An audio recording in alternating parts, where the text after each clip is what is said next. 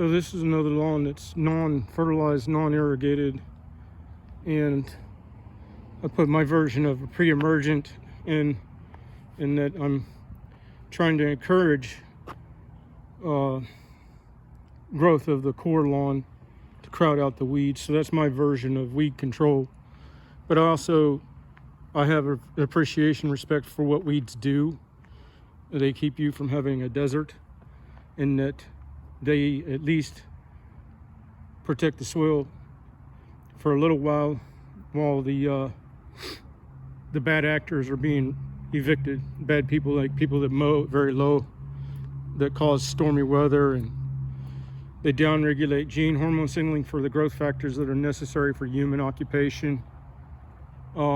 Generally they get sick soon because 40 times higher allergen protein load in the pollen, neurotoxins that affect the specific brain centers that cause violence and depression and lead to suicidal thoughts and tendencies.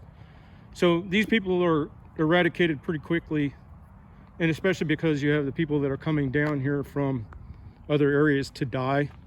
They're already at death's door pretty much in the mind.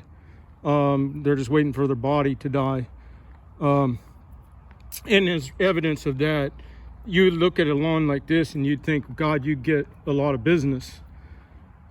These people in Florida, they can't tell the difference between that lawn, and even we're somewhat in a dormancy right now, but they can't tell the difference between that lawn and one that's been cut at zero. That's patches of sand and clover.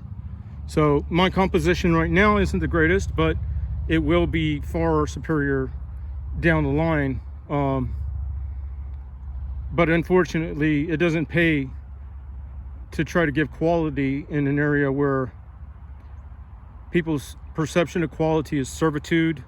So if you spend tons of time in your shop making equipment that makes the process faster and better, and then you come out here and get it done quicker, but give 10 times the quality of anybody around you, the only perception that they see is, one, you didn't spend as much time on their lawn as the guy before.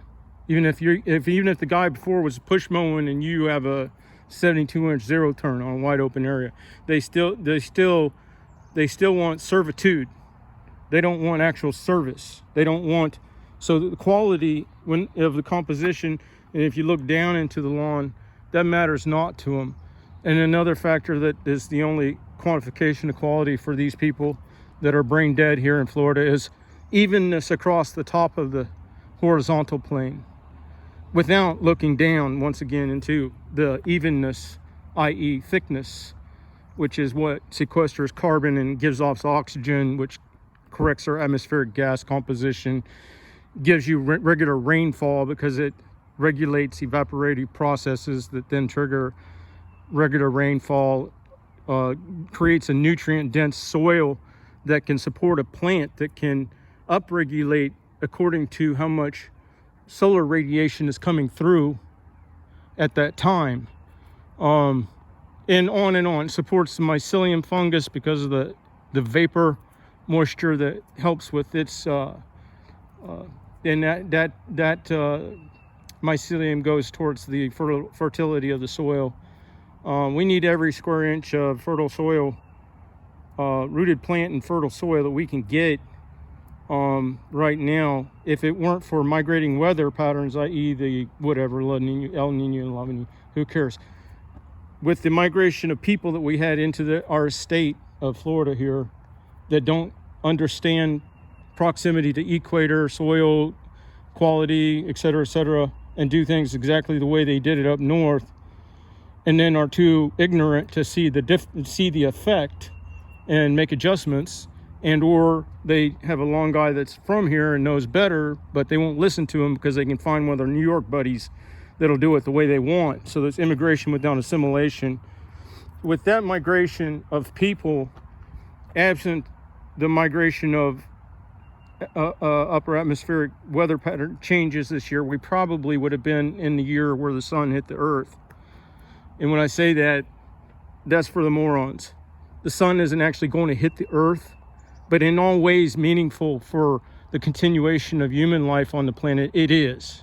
when you don't have, when you're going from a whole vast area of Florida that's migrating from a mesic plant ecology to a full xeric plant ecology, you can't give up that much land that was offsetting solar radiation and sequestering carbon and accreting quality, dense, fertile soil that wasn't going into fields and or water and streams and making them shallower so that they don't support marine life, and washing away the topsoil so that it gives off algae blooms and red tide. You can't lose that much square footage and not have an effect on the planetary scale. So in that regard, yeah, the sun would hit the earth in all ways that are meaningful. All right, I'm going to get on to work.